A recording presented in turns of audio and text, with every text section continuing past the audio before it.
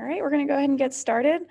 First, I'd like to welcome everybody back. We're super excited here at GOMI to be back with you and doing our weekly lecture series again. So we'd like to thank everyone for joining us and thank our speaker for today. Just a reminder, please follow us on social media and the website. We have lots of updates, lots of opportunities going around in the background, so follow our social media and check back on our webpage for all the most recent updates and opportunities. For those who haven't joined us before, this is our mission statement. This project was created just over a year ago by Shilpi, who was inspired by the pandemic to create an online platform to teach others about wilderness medicine. Now it has blossomed into an international free platform to teach and learn about all the different niches of wilderness medicine. I might be biased, but this is one of the coolest things I've ever been a part of, and it's always enjoyable to attend. We have a super awesome lineup coming up for you this fall and into next year, so be sure to check in weekly. We're going to be doing this every week, usually on Wednesdays, but that might change a little bit. So make sure you stay tuned on social media or our website. That's going to have the most up-to-date information. So what brought you all here today? This is our speaker, Dr. Richard Ingebretsen for Avalanche Medicine. So Dr. Ingebretsen graduated from the University of Utah School of Medicine in 1993. He also graduated from the University of Utah with a master's and PhD degrees in biophysics from the Department of Physics and Astronomy. He completed a residency in internal medicine and a fellowship in emergency medicine. He was an associate dean for students and directed the redevelopment of pre-medical education. He is now a professor at the Department of Physics and Astronomy and at the University of Utah School of Medicine, at Rocky Vista College of Osteopathic Medicine, University of California, San Diego School of Medicine, and at the Ohio State University College of Medicine. He is the director of the Wilderness Medicine Program at the School of Medicine and is the medical director of Salt Lake County Sheriff's Search and Rescue. He is founder of the Advanced Wilderness Life Support Program, and he does extensive work in the environment as well. He is the founder and president of the Glen Canyon Institute and is also the vice chair of Southern Utah Wilderness Alliance. He now teaches wilderness medicine to medical students and residents at Charmant Mont Blanc each year. We're very excited to have you, Dr. Ingebretsen, and without further ado, I'll let you take the floor. Thank you. Thank you very much. You said it was something that you're excited to be in. I'm very excited to be a part of it and will support you in any way I can. And we should talk more about how we can do that. Now, last word, by the way, Chamonix Blanc, that's in the French Alps. And your wonderful group is welcome to join us every year to Wilderness Medicine in the Alps. And we'd love to have anybody come. I would like to be a sister program to your great organization. The University of Utah School of Medicine recognizes you and is proud of you, and anything we can do to ever support you in what you do, we believe in. And when you use the word free education, we really try to do that. The medical schools always try to get their money out of students, residents, and attendings. But my role has always been to teach for free. And I want you to know that in all my years in wilderness medicine, I've never made any money, which is okay by me. It would be nice to be a millionaire from it, but I haven't made any, because I really think you need to get this out there. So I am, and the School of Medicine at the University of Utah is very supportive of what you do. If you ever want to take a course at the School of Medicine, you can go to wildmedu.org. I don't know, would it be appropriate just for me to show you that webpage? Would you be okay with that, Shilpi, if I did that? Okay. Yeah, of course. All right. Okay, I will. So let's see. I will show you that. It is, oh gosh, there's so many things that are open. Where would it be? I don't even know. Here it is. This is our site, WildMedU. We offer a lot of programs, and it's wildmedu.org. We do teach the AWS Life Support Certificate. We have basic wilderness life support, backpacking medicine. If you're interested in wilderness medicine in the Alps or search and rescue medicine, we have a wilderness travel and tropical medicine. and rotations for residents and medical students. So if you're interested, go to WildMedU and join us there for sure. And while I've got this up, I think I'm just going to go right to the slideshow, except, you think after a year and a half of being in the pandemic, this would just become natural. I mean, it's still so weird to have all these buttons in front of me. Hold on. I'm going to find out where I have to share and do this slideshow. There we go. Okay. I'm going to just go right to that. And we'll deal with avalanche medicine. I'm actually going to start off with this photograph that I took. This was taken on the afternoon of February 6th on a Friday. My voice is a little cracky because of we have really bad air in Salt Lake City from fires in the mountains. And if you get asthma, your voice goes nutty.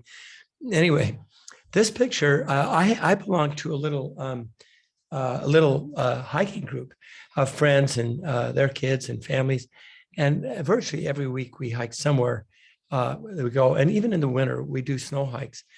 We're always cognizant of the fact that the snow above us and that avalanche can cause. But I like this photograph because it was so peaceful when we were up there, the haze and fog in the background and the snow that was coming down. It was one of the more peaceful hikes we've been on. And most of the trails we go, we don't need snowshoes. The reason I took this photo, this is in MILLCREEK Canyon. And it's aiming up towards a basin where in the summer we hike, we never go up high. We're always aware of the possibility of avalanche. Where we hike is really low. It's down by the road on little tiny ridges. And we got to a little tiny ridge looking up into the mountains between MILLCREEK and what's called Big Cottonwood Canyons. And I looked at the serene scene and I took a photograph of it. And the next morning, I was sitting actually doing some paperwork in my clinic, and a call out came for search and rescue. And I'm the director of Salt Lake County Sheriff's Search and Rescue Unit. And the call said 4 people caught in an avalanche. But here was the headlines the next morning. The snow had gone out. This about midnight, the storm was gone, and all the skiers went up into the mountains, and all the backcountry skiers. And this particular area is called Wilson Glades, and it's exactly where the photo I was taking, although you couldn't see it very clearly. But that was where the photo I was taking, and it would have been seen had the clouds and snow not been there. 6 of the skiers were buried in an avalanche out of 8, and 4 died in this avalanche. It was such a sad thing too, because when they call a search and rescue call for avalanche, we can't get our teams there in nearly enough time.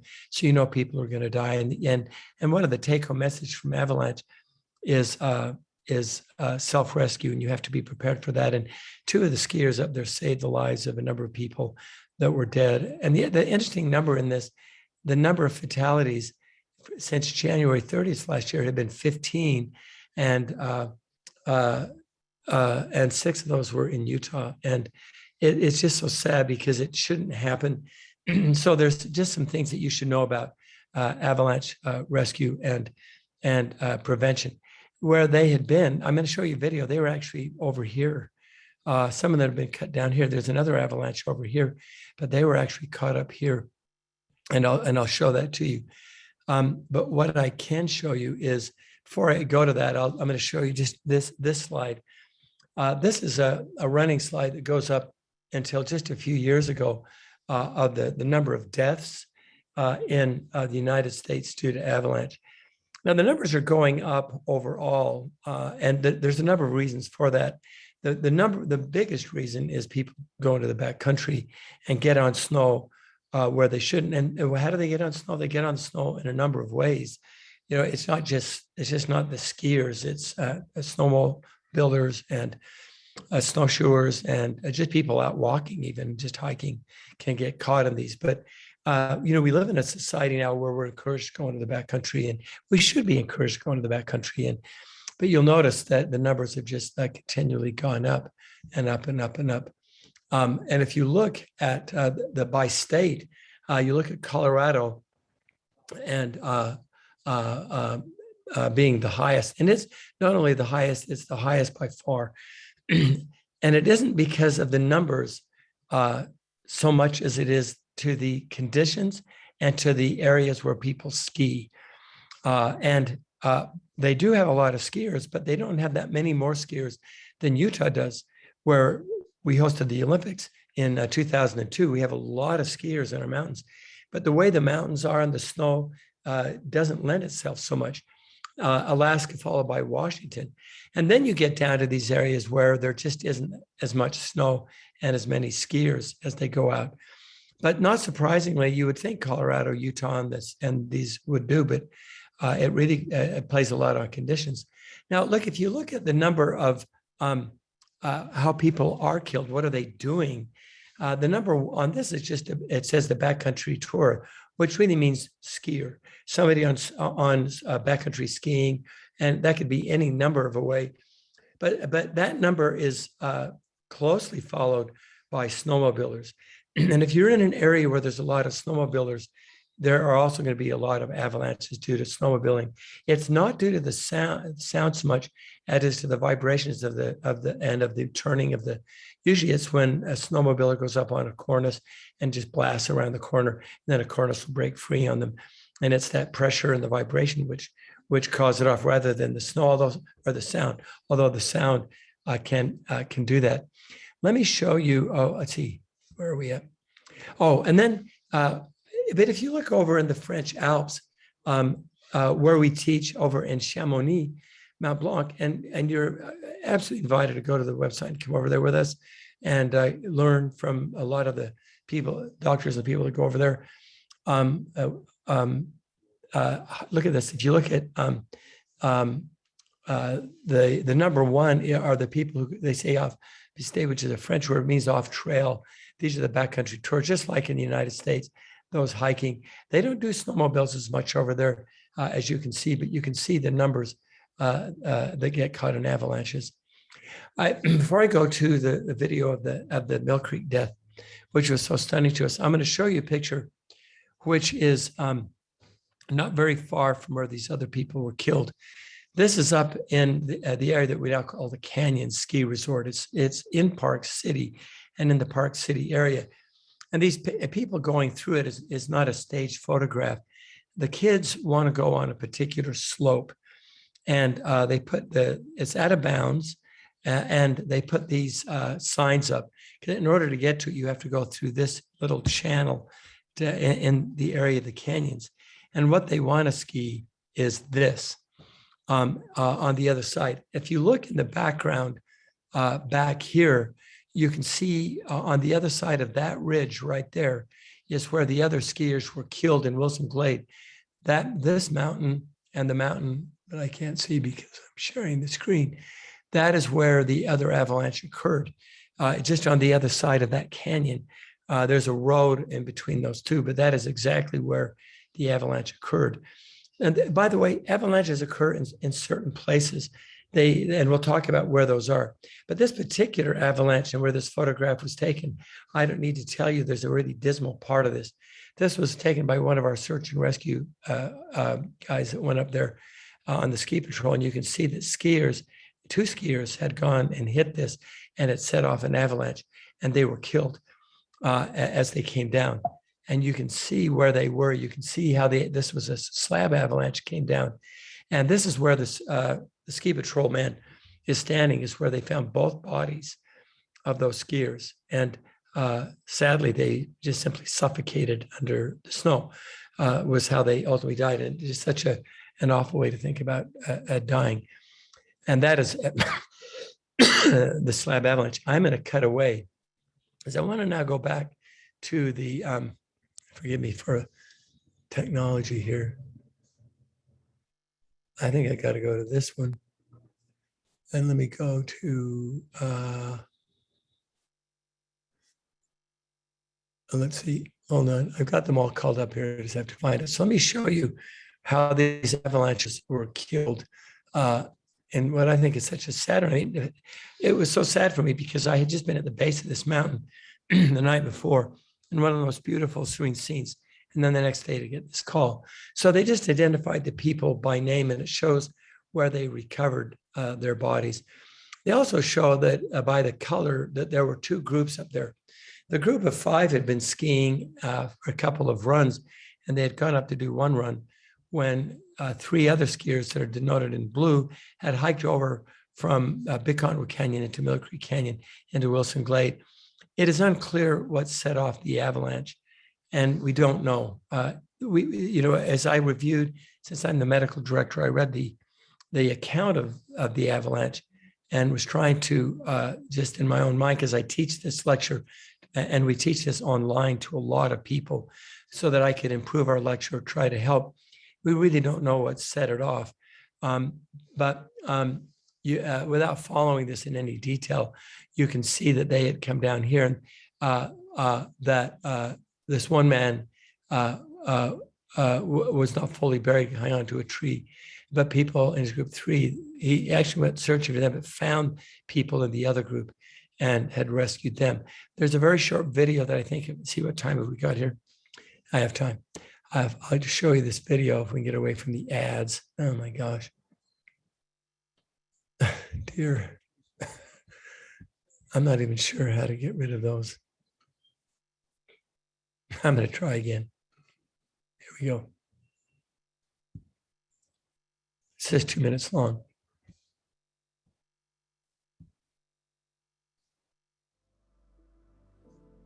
See if I've got the volume turned up. I had this on. This is Nikki Champion with the Forest Service Utah Avalanche Center. We're on site of the heartbreaking avalanche accident that happened February 6, 2021 in the Wilson Glades area of MILLCREEK Canyon. Two parties, one of 3 members and one of 5 members, were traveling uphill in the area when an avalanche accident occurred. 6 people were caught, carried, and fully buried. The remaining 2 members pulled off a heroic attempt and saved 2 people's lives, but sadly, 4 did not survive the accident. We're here at the crown of the fatal avalanche. The crown is generally 2 to 4 feet deep and roughly 700 to 1,000 feet wide. What we're seeing, we've got this soft, new snow from the past 2 storms sitting on top of a firmer or 1 finger hard layer, 1 finger to 4 fingers, and then when we get down to the bottom of this crown, we're seeing really weak, faceted snow. And from there, this is where the avalanche failed, and then beneath that, we've got weak, faceted snow all the way to the ground. Shortly following the accident, a 911 call was made. Salt Lake County Search and Rescue, DPS, and Lifeline responded to the call. Fortunately, the 4 survivors were able to get flown off. Due to time constraints, the remaining 4 had to stay on the mountain overnight. Sunday morning, February 7th, Salt Lake County Search and Rescue, along with DPS and a Brighton patroller, returned to the site and recovered the 4 remaining people.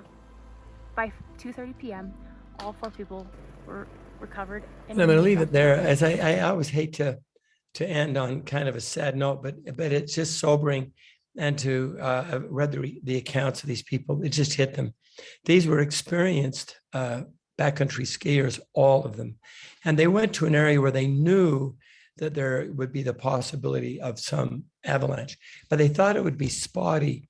And they chose a slope that wasn't particularly steep, anywhere from 25, depending on where you stood, 25 to 31, which is at the low end. And they felt that they were safe, and actually had skied several runs until the first group had the avalanche came down on them. And so it's just a sad one, but things can go from really good to bad real quickly, but it doesn't have to be that way. I need to give a disclaimer also in these things, because whenever I give this lecture on avalanche, and we do a lot of this in the area where I live because we have beautiful ski slopes, this is not an avalanche safety course. And if you're going to do backcountry skiing or backcountry snowmobiling or cross-trekking, anything, you absolutely need to take a course on avalanche safety. Please don't let this pretend to give you the skills you need. This has some medical issues and just touch the highlights of it. But if you do any backcountry work, take a course, be aware, and get the people, because you're all, as I understand, going the health professions. It devolves to all of us to teach those around us of the dangers, but also the way you can avoid avalanche. So make sure you get these people into a course where you can learn and do better at it. Let's see, let me go back to the slideshow. So So we talked about these slab avalanches. So here's the demographics, male. And when we say male, but that's because the curve of where people die in avalanches is roughly the same curve of people drowning. And it's roughly the same curve of people who are killed in car accidents. And it's something on the order of males from 16 to 24. And usually we find them, they're really skilled in winter sports. But most of the people injured or who are killed were completely ignorant of the basic avalanche awareness. And most victims trigger the slide themselves that injure or kill them. So there's a typical slide. Now I'm going to give credit to Bruce Tremper, who runs our Avalanche Safety Awareness. Is an amazing man. If you come to Salt Lake to ski, use his online resources or go take a course of his. It's well worth it. And so this is one of his slideshows and shows where the slides come down and kind of how they work, where it comes down the crown and then you get as it tracks and then you get the debris. And this is usually where you find the people down in that area. So these are the three things that really determine whether you get an avalanche or not. Number one is terrain, the snowpack, and the weather. And we'll go through each one of these. So under the terrain, it's usually a smooth slope under the snow. And if you go hiking like I do, because I don't ski in these areas, but I hike in these areas in the summer, it's not hard to see where you see avalanches. There's no trees, they're runoff zones, they're very steep, and the trees have bent over, and you can walk across them in the summer. You know, it's a beautiful area to look down, but you can see why that would be scary. And the aspect, whether it's windward or leeward in the sloping sun, because it's often where you get the sun shining on it. And I'm going to do more with this slope being over 30 degrees, but let me show you the actual numbers. This is a well-researched number. This is a number when I give a class, if you take our AWLS course, this is a number that we ask you to memorize, the steepness of the slope. Now, why does this matter? Well, if you look at a 90-degree mountain, there are no avalanches on cliffs. The snow doesn't stick. And if it's flat at 0 degrees, there's no slope, so an avalanche won't flow. So somewhere as the slope goes up, snow becomes unstable generally, and then it gets to a point where the snow won't stick. And so you're safe. I mean, the steepest slopes, like cliffs, you won't get an avalanche. But the trick is to stay below. Now, if you look at this number, and that's what we just said, it's 30 degrees. I tell my students the number 50. If you go below 30 and to 50, a 50-degree slope is pretty darn steep. And, you know, not many people are going to be on it. So the rule that we give people is under 30 degrees. It's 30 degrees steep. It's amazingly steep. It's something that you usually don't hike in the summer, which is, you know, my sport. 30 degrees is pretty steep to go up. Well, we do get on them, but we usually cross them. And so 30 to 50 degrees is the answer. If you look at any book or listen to any lecture on avalanche, what you're going to hear is below 30 degrees. And that is a very, very good number. You're not going to get above 50 degrees because it's just too steep to be on. So 30 degrees is sort of that area where you want to try and be safe. The weather factors are heavy snow, wind, rain, and sunshine. So what had happened to us that on February 6th, when I was up hiking with my friends and their kids, we were all up there and up just below Wilson Glade, up MILLCREEK, in that beautiful snowstorm. I mean, it's just gorgeous. And we were safe down low. We were on basically flat ground, just hiking through the trees, got to that little area. But it had been snowing all night long. And then the sun came out. And boy, that attracted, you know, all those thousands of skiers to the mountains because to get all that fresh powder. So we got all that heavy accumulation of new snow. It was easily falling 2 centimeters per hour or more. And they were attracted to that heavy snow. So now you've got this heavy snow on steep slopes with the sun making it heavy. One of the things that you can do, we're going to do prevention because this is a case where prevention is really what you want to preach to this. Look at the resources where you're traveling, whether you're in the beautiful mountains in New Zealand or the Alps or in the Rockies or up in the Cascades, wherever you ski, know the resources for avalanche.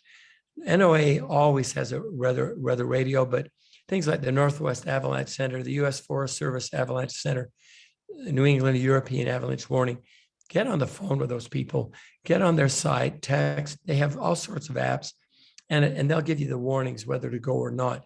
And don't take that lightly. If they just say don't go out, then don't. It's hard to get people not to go, like a lot of these young kids who think that they're, are safe. So this is going to be a very, very important number for you. This is a part of the medical part of this lecture. This slide and this chart has been reproduced numerous times, and that is the survival rate. This chart actually is an accumulation of many times that they've done this. So if you can get somebody out within 18 minutes, they have up to a 90% chance of surviving. Once you get to 18 minutes or so, it drops off dramatically to where it's only down to about 30%. And so the longer you wait, the longer. So the answer to that is, you're going to call for help. You're going to call 911. You're going to call search and rescue. It's going to take them 20 minutes to get to you. And what that means is that the only real chance of survival in an avalanche is either self-rescue or companion rescue. That means instantaneous, which is what happened on MILLCREEK when some of the survivors went and dug out the others. We'll show you how they did that. So can you survive longer? Yes. One of the longest cases happened in Utah. And I'm going to say it was about 5 years ago. I'm not going to be off too much. A young 17-year-old boy was caught over in the Uintas in eastern Utah. And he was under for what was about 18 hours when they got to him. What had happened was a huge slab had landed over him, and he was in a cave. That's all I can describe it. I was not on scene, but I read the account, and they flew that boy to the University of Utah hospital, where it took almost, I believe it was something like 36 hours to warm him. And after he was nearly dead from hypothermia, but he had a lot of air to breathe. So they woke him up, and he woke up rather quickly. And I was not anywhere a part of this, but I just know the account. When he woke up, he started talking, and he asked where his new ski jacket was that he got for Christmas, which I thought was an interesting story for survival. But that was one of the longest ones that I had heard about. That was at our school. So here's the deaths of avalanche. Now you look at that, 75%, 3/4 is asphyxia. And what that means is you're breathing your own carbon dioxide. And then you look at trauma. Now, what does this mean? Well, look, this is a really bad chart in that because avalanches occur in so many different places and in so many different situations that if you get caught in avalanche in a bunch of trees, you're going to be slammed to death. If you're in an open runoff zone, you're going to die of asphyxiation. If you're under for a long period of time, it could be hypothermia because you might have enough air and a way to waste your carbon dioxide. So there's all sorts of those. But I think the general rule of thumb is to remember that most people, die as asphyxia. And if you understand that, then that helps you when you get them out and you can recover them. So the first line in these, what we call axioms of critical determination of survival, it really is time. They say 15 minutes for live recovery. That chart we gave you is at 18, but we teach 15 minutes. And that means companion rescue, unless you get yourself out, companion rescue is the only chance for survival. Our SCR teams and the ski patrol, it's body recovery, period. They will every now and again, like I told you, that boy who was out for, going on a day, 24 hours, but companion rescue is the only chance. So that fact, that single fact, that is that companion rescue is the only chance, dictates all the rules for recovery and survival. So we're up to a couple of things to remember. One is be prepared, call and go on apps and determine whether you should get out there, number one. Number two, you need to be with people. And number three, you need to know that it's your companion that's going to save you if you get caught. And this is an interesting number. I'm going to leave it up for a sec so you can look at it. This went from 203 to 213, but it's unchanged since then. If you look down here at organized rescue, it's this body recovery. If you look at companion rescue, 81% of the people who lived were companion rescue. That number just doesn't change. If you're going to survive an avalanche, you need to not get caught in one, but number one, not get caught in one. But then you need to have avalanche rescue. So I'm going to stop here improving the survival odds, because I'm going to tell you something that I don't want to tell you. We're going to teach something in the slideshow that you should not know, because what you need to know is the only way to improve survival odds is not to get stuck in an avalanche. What I'm about to tell you is all wrong. It is not what we should teach, right? I can't tell you, we're going to talk about airbags and avalanches and companion rescue. Forget it all.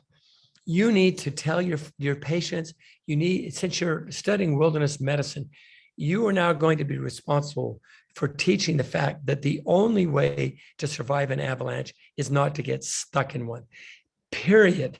Okay, now having said that and emphasizing that, we're going to talk about increasing the odds.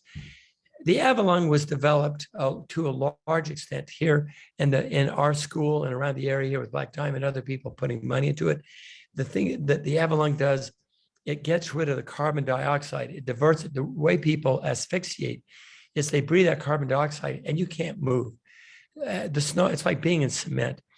And the pressures in it are just enormous. So air is forced into the airway. Some of the people that we've had come in, there's still snow in their mouths. They didn't breathe it in, it was just forced in. But as that melts and they try to get carbon dioxide out, it stays in a little sort of cavern in front of their mouth. So the Avalanche was developed to try and increase those odds. Look, I know those guys at Black Diamond and the people who sell this.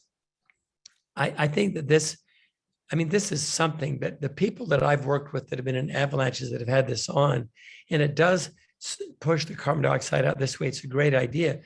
The problem is it's not in your mouth when the avalanche begins. And if you can't get it in your mouth when the avalanche ends, it is meaningless. And the other thing I don't like about it is the fact that it makes people think that they can go to places where they shouldn't be, that they have this on, then they can go to crazy spots. And that's the only thing I don't like about it. But nevertheless, from a medical standpoint, it's an ingenious idea. And there are many, many cases where people had avalanches on were under for more than 18 minutes and they survived because they were able to get the carbon dioxide out to their waist, to the back, rather than right in front of their mouths. It's an ingenious idea, but please don't think that you can wear this and you're going to survive an avalanche. The last guy that I was involved with, a body rescue, was on search and rescue, was up at a place called Donut Falls in Salt Lake. It was in April at the end of the ski year. He was up doing snow surveys. He had an avalanche on and an ABS airbag, and he was killed. He had both of these things on, and the avalanche just slammed him into the rocks up there, and nothing would save him. And he was a good guy, and he knew what he was doing. A lot of the guys on our team knew him, and it was sad. This is something that you have to have if you go to backcountry, and that's a beacon. Put in new batteries, charge it up, and have it set on send. And then, like these guys up in the MILLCREEK avalanche, the survivors flipped it to receive, and they went right over to where these people were buried and got a couple of them out and saved the lives of these people. And they saved the lives because of these avalanche beacons. They do work. They give you the general area. What a frantic moment that is to go over to where you think your friends are buried and just start digging, hoping you get them. Please don't get into that situation. The Reco system is mostly for ski patrol recovery. This is a reflector. You don't need to charge it. The ski patrol, this is honestly, I've never used this. The ski patrol use it, but it's been my experience. It's mostly for body recovery. The Avalanche Airbags, so these are a new thing. Again, I've had these on. I've not skied with them. What happens is if you get in an avalanche, you pull a little tag, and these things inflate instantly. The idea is that bigger things float to the top, where smaller things float to the bottom. Like if you have a big box of little rocks, they'll trickle down where the big rocks stay to the top. It's not because they have air in them. So these do work. Oh my gosh. If you go on YouTube, you're going to see dozens and dozens of videos of people that were in avalanches where these things inflated. And sure enough, they're at the top. But I just told you the story of a man who was out doing snow surveys and was killed with an ABS airbag and with a beacon and with a Avalanche on, and he was just killed instantly. You know, and the body recovery was sad, recovering him. I may just show you these. Let me just show you how these work. I don't know how much time I have, but I think I have time to show you these. Let's see. I have to share this. I'll get off this MILLCREEK Avalanche Airbags. Oh, there's so many videos. The one is this one. Let me show this. I'm Richard Branson, oh, dear. And I have a once-in-a-lifetime invitation. I know you do. Would you like to travel to space? Yes, we would. Now, can you see the video? If you can't see it, let me know. I'm assuming you can see this thing. Okay, here it is. So this guy is in a place where I would never go. I mean, I'm not a skier like this anyway, but you'll see he gets in an avalanche and you can see him pull the ABS airbag, and it does float him.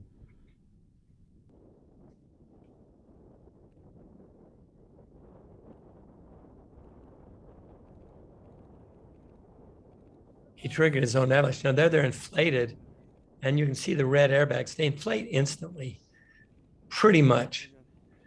And he just stays on the top of the avalanche. He's partly buried, and they get over, but he's fine.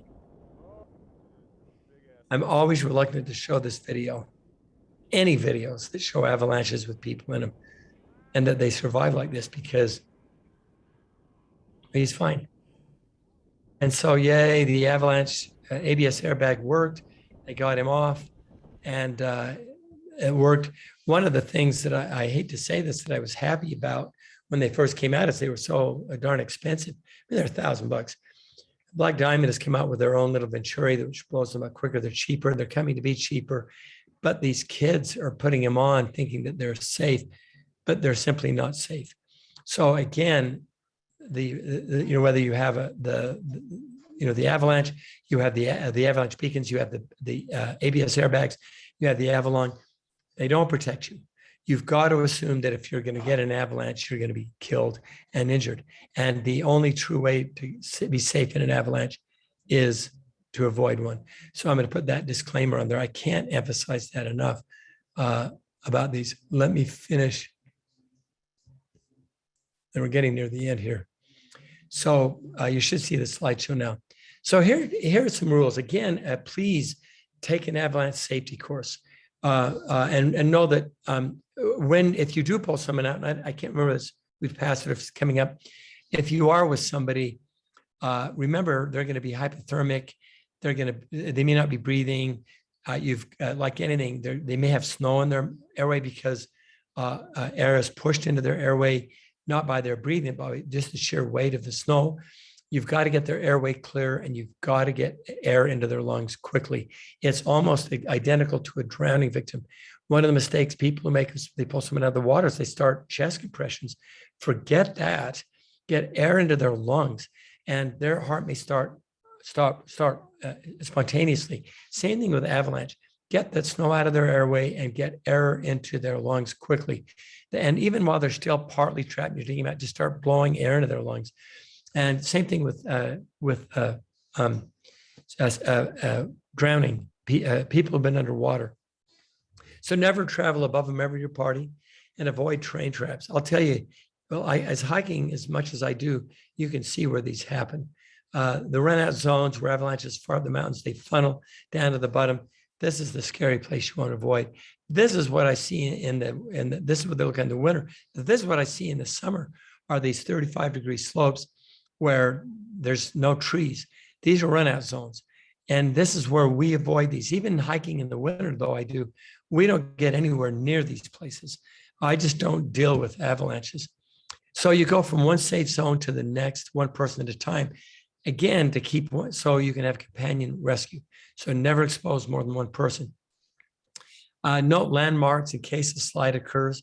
And I've had so many stories where people have watched people go down the mountains, and then they know where the bodies are to recover them.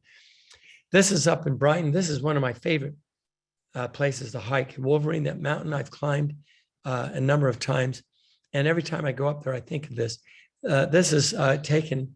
The sad thing about this particular slide was this was a colleague of mine, a pulmonologist at the hospital where I worked. He was a really good guy. He was in his 30s. He's married with some kids. And he was caught. He wasn't even high up on the mountain. He was crossing low when the avalanche came down and took him, and they couldn't get his body out in time to save him. And that has stuck with me for a long time, that this guy that I knew, and he knew wilderness medicine, and he was being safe. He just was crossing at the low end of a runout zone. And when the avalanche came down from here and he couldn't get out of its way and was killed, and this is the picture taken. So always look for red flags, collapsing snow. Go on low angle slopes before going to steep ones to assess stability. But again, remember that 30 degrees and above is deadly. Backcountry skiing and boarding, always go down the slope one person at a time. And you know, they say to release things, skis and so forth. It's been my experience that you can't do that, that they're just stuck on you. But this is it. Call the avalanche forecast centers where you're at. Carry the avalanche rescue receiver beacon, a shovel, probe, practice your equipment, wear a helmet if you're going to do backcountry. You want to leave smaller packs as they can provide some protections, because like the AVS airbags, this thing about attempting to swim to the surface, the one and only time I went and looked to recover a body with our team was when I was first the director, and I'll never do it again. The lady who recovered was in a swimming position. She was trying to swim to the surface. And I just thought, you know, what do you say to that? As the snow slows, try and get an airway in front of your face if you can, but please don't ever get into that situation. I think the second statement here, or the first one is important. You're not safe. There's always a second avalanche. There can be, you have to assume it. Know where the victim was buried, keep your eye on them, turn your beacon to receive and start digging downstream from where they are. There is a whole truckload of equipment. Sometimes we go through this if we're doing a more detailed course, but if you're going to do backcountry skiing, you need to take it really, really seriously to end it. So remember, nobody dies of hypothermia in an avalanche. I mean, they just are dead long before that. That boy that I mentioned, this 16, 17-year-old kid over by Vernal, Utah, he was from Vernal, Utah, almost died of hypothermia. It's rare, very, very rare. But remember your advanced life support, start and stop CPR, get air into their lungs. That's what they need more than anything. This is the International Commission Alpine Rescue Field Treatment Chart. I am not going to go through this. You can look it up online. Take a course, learn to be safe, and how to rescue. And that is the lecture on Avalanche. And I think we're at the end of our time anyway. So they said to have some questions, or any of you have any comments on that, or anything you want to add to it. I've just been involved with too many of these things. They're just so sad. That one in MILLCREEK hit home because I had just been at the base of Wilson Glade. And I hiked that mountain a lot. In fact, I've hiked it subsequent to their death, and we got up there it really starts with what we call Gobbler's Knob, and then the sort of this little cirque in between that and Wilson Mount Peak is where they were. And I just looked down at it and I just thought, my gosh, my thought was, what were they thinking? That's such a steep slope, but we get out there, don't we? I mean, we river run and we climb and we push ourselves. But the true way to prevent an avalanche injury or death is to avoid the avalanche. Just don't risk a life, Anyway, that's it. Thank you, Dr. Ingebretsen. Thank you for sharing your experience and your time and knowledge with us. If anyone has any questions, feel free to drop them in the chat. I'm keeping track of them. I had one from a few minutes ago. Are there any courses you recommend for avalanche safety? Yes, if you're in my area, I would go to Bruce Temper's, the Utah Avalanche Center. That's good. But here's what I would do. In the area where you're going to ski, find it. Every ski area will have one. But I did the one that Bruce Temper runs is just amazing. And if you go through that one, and they have online courses that you can do, I would take them and learn them. That's. I haven't looked at all of them. I know the one that we promoted there over in Chamonix, they like that one, and the one in the Cascades that we put up there, and the one over New Zealand is actually a really good course because in the Remarkable Mountains, they get a lot. I mean, you've seen, Lord of the Rings, those mountains are beautiful and there's a lot of avalanche over there. But look in the area where you're going to go. But Bruce Temperance, the Utah Avalanche Center is amazing. I highly recommend it. I didn't look at chat one time. Sorry. That's a flaw, right? That's all right. I've been here watching. So far, that's the only question we have. So last call, if anyone has anything else they'd like to ask. How did you get involved in avalanche safety? Really, that's my sport is when I was younger, I was a river guide. And so I became insanely interested. When I went to medical school, it was finished with that. There was a need to train physicians and residents and any medical professional. And so we started the Advanced Wilderness Life Support Program, which you can see on WildMed U, to train people in a broader way of backcountry. There was no educational program. And so that is when I got involved with Avalanche. Do you know, every medical school, every graduate school, every undergraduate department can brag about like, well, we have this person. Our medical school has, avalanche people. It's just something that we have. Colin Grissom does all that hypothermia stuff.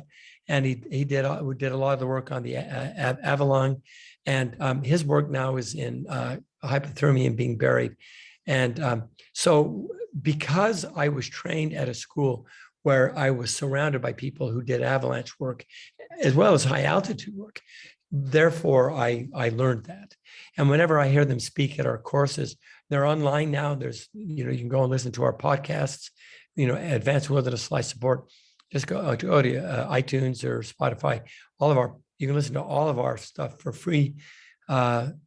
You'll hear some of these guys. So that's why I'm not an expert like they are, but I've been just involved with so many avalanches. And when they asked me to be head of Salt Lake County Sheriff's Search and Rescue, that meant we had to pull people off the mountain. So I got involved that way. So I've seen a lot of avalanche. That one last February, though, blew my mind because the call came out and said 4 people in an avalanche, ended up being 8 and 4 dying. And that was like too much. I just thought, oh my gosh, those young kids just went up to see the sun and the snow and they lost their friends and family. It just was so sad.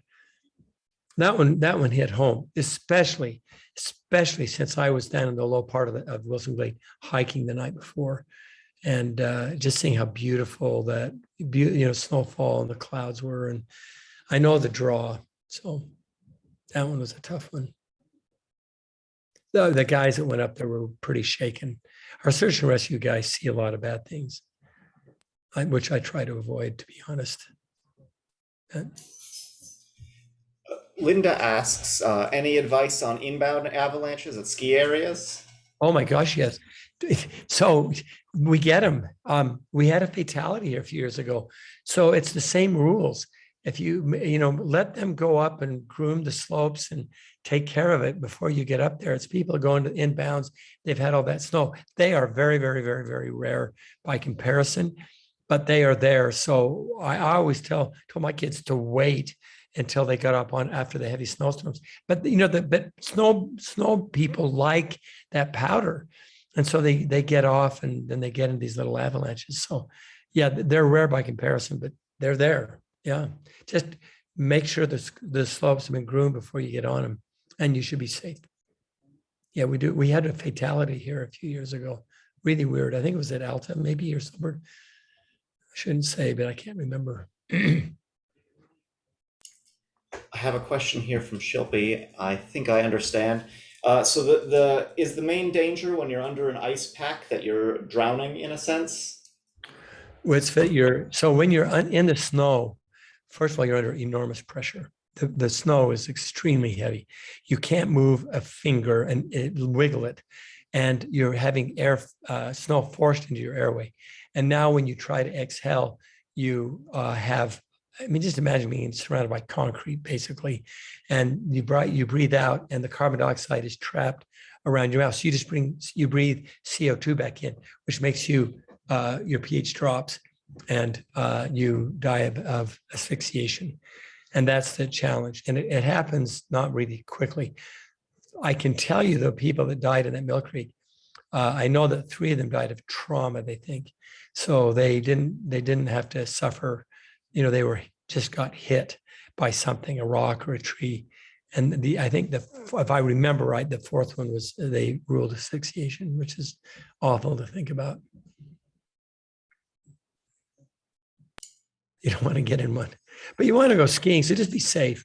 Definitely. I always hate down these sad stories, but get out there and enjoy the outdoors. Just, but the other play I make with you is since most of the people are medical people, it devolves to you to learn the medicine of this and advise people. So when you have patients or people, you're in a group, you need to know how to prevent these and then treat them if needed, because they'll turn to you, whether you should or not. And that's why we have the AWS program, is to kind of give medical people a broad view of wilderness medicine.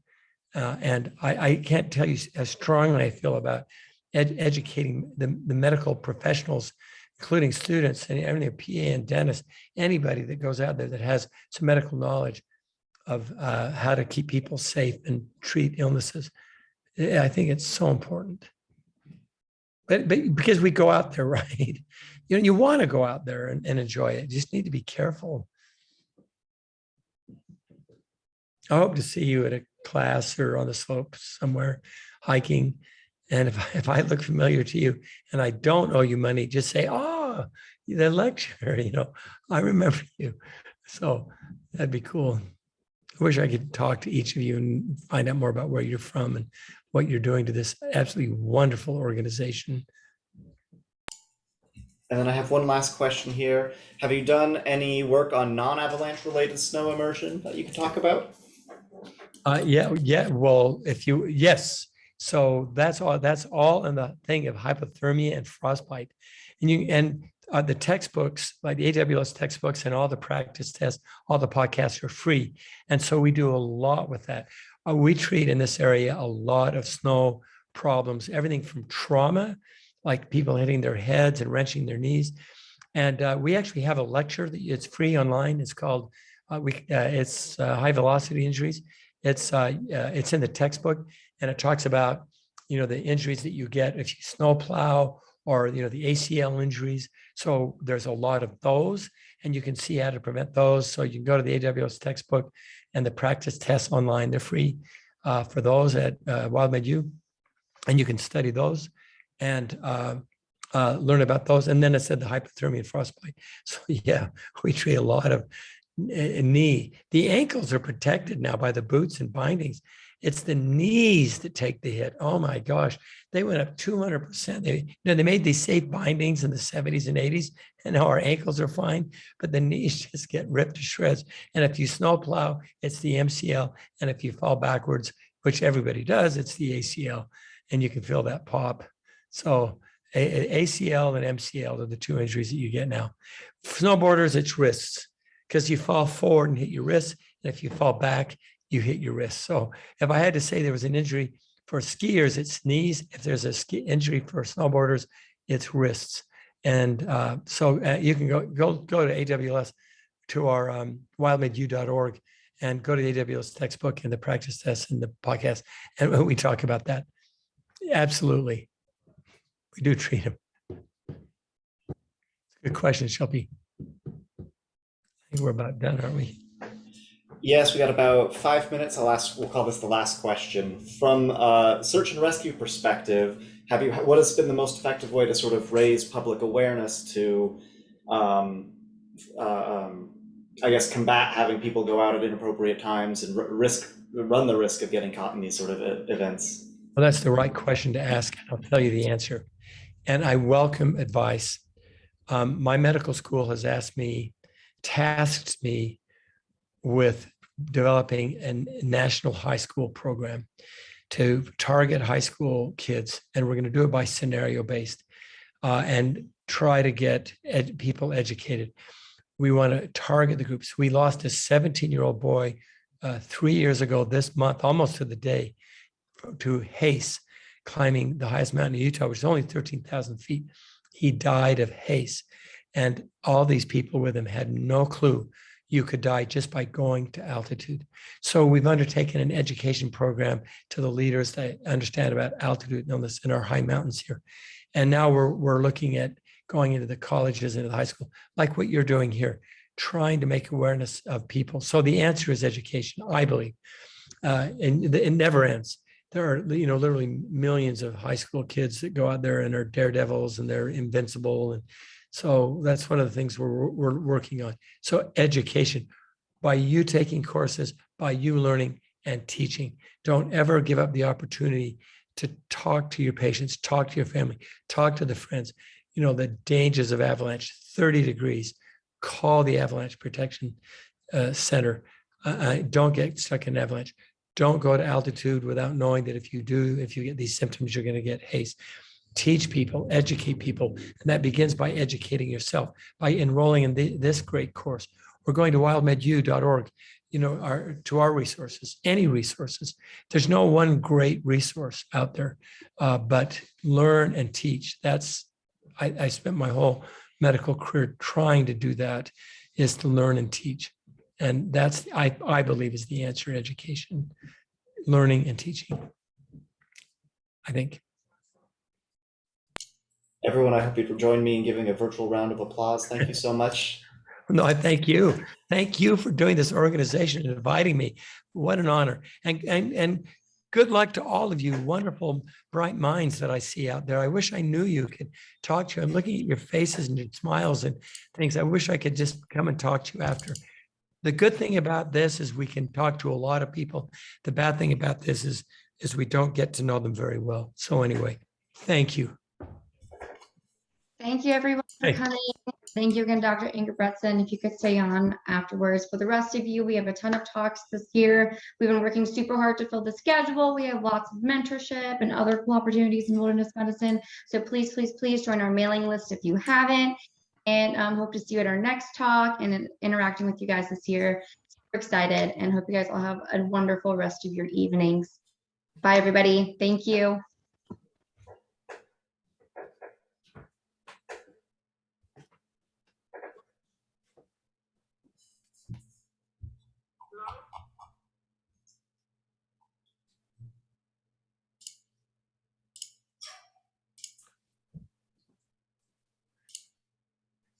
Can I take a phone call?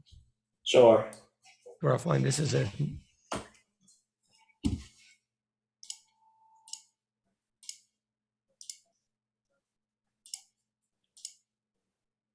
nurse. That's probably being a doctor. I'm sorry, Marianne. I will have her there in 7 minutes, 10 minutes. Yeah. Are you there?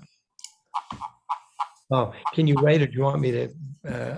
We're just 10 minutes out.